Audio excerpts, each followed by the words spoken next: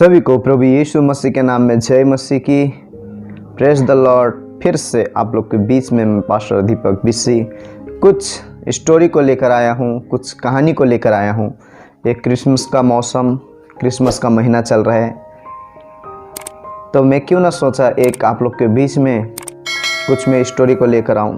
तो परमेश्वर ने मुझे एक स्टोरी को दिया और आप लोग के बीच में मैं शेयर करने जा रहा हूँ। आमीन।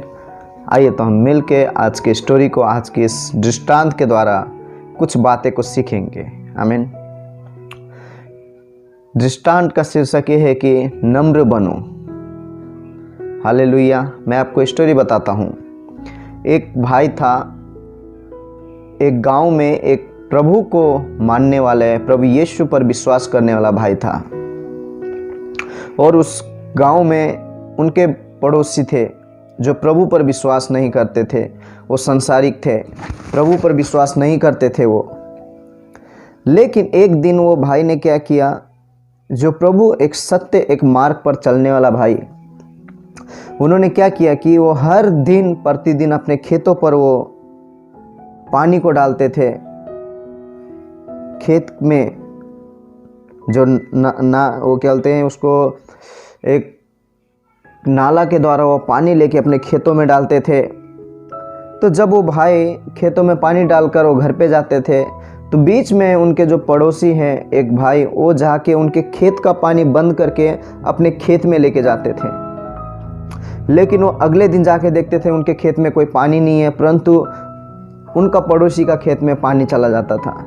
उन्होंने प्रभु पर विश्वास किया था और प्रभु के वचन को ग्रहण किया था। इसके लिए उन्होंने क्या, दिन प्रतिदिन उनको क्षमा करते थे।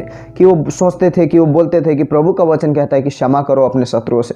तो हर दिन प्रतिदिन वो क्षमा करते थे और उनको माफ़ी करते थे।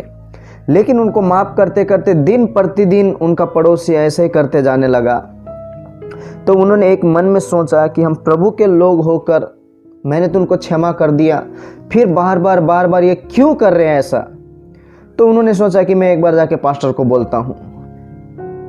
पास्टर के घर में जाने के बाद वो भाई बोलते हैं कि पास्टर जी मेरे साथ में ऐसा ऐसा, मैं इस बातों से बहुत परेशान हूँ। वो पास्टर उनको बोलते हैं कि एक काम करो भाई, आप पहले आप वो अपने पड़ोसी के खेत जो है ना उसमें पानी भर दो। आमीन। पास्टर जी बोलते हैं कि अपने पड़ोसी का खेत पहले तुम क्या करो, पानी से भर दो, बाद में तुम अपनी खेती में डालो पानी।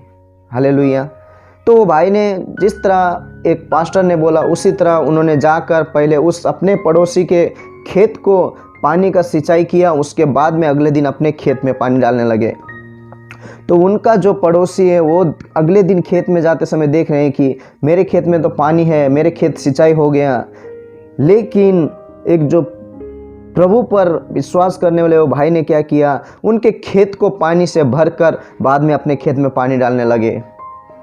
तो जो पड़ोसी है वो बहुत दुखित हो गया, वो बहुत शर्मिंदा हो गया कि मैंने इनके खेतों को पानी चुरा कर मैंने अपने खेतों पर डाला, लेकिन ये व्यक्ति पहले मेरे खेतों को भरकर बाद में अपने खेत को भर रहे हैं। हालेलुया। वो बहुत शर्मिंदा हो गया और उसको मालूम पड़ा कि प्रभु के लोग, यीशु मसीह पर विश्वास करने वाला है, मैंने इसके साथ में इतना गलत व्यवहार किया, फिर भी उसने मेरे खेतों पर पानी दिया और मुझसे प्रेम किया।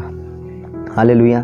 तो प्रभु का वचन कहता है कि यदि कोई एक गाल पर तुम्हें मारे तो तुम दूसरा गाल भी दे देना। तो आज हमें इस स्टोरी के द्वारा, इस कहानी के द्वारा हमें क्या समझना है कि हम अपने आप को नम्र बनाना है, क्योंकि बाइबल वचन में कहता है कि तुम्हारे अंदर नम्रता होना ज़रूरी है। क्योंकि आज हमारे अंदर सहनशीलता, नम्रता नहीं।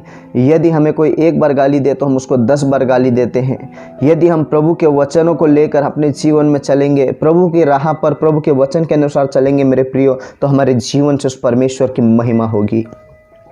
यदि हम परमेश्वर के सत्य वचन को लेकर चलेंगे तो प्रभु की महिमा होगी। तो यहाँ पर हमें ये जानना है कि आज की इस कहानी के द्वारा ये जानना है कि हमें अपने शत्रुओं से प्रेम से जीतना है।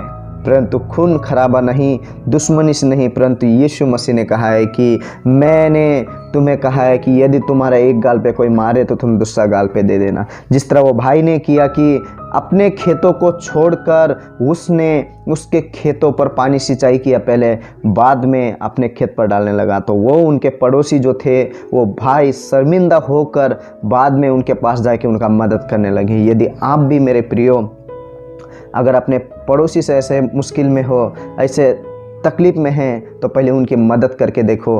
वो प्रभु कहता है कि यदि एक गाल कर मारे तो दूसरा गाल भी दे देना। यदि हम अपने परमेश्वर के जीवित वचन को लेकर चलेंगे तो हमारे ये जीवन से परमेश्वर की महिमा होगी। इस स्टोरी के द्वारा प्रभु यीशु मसीह आशीष करे।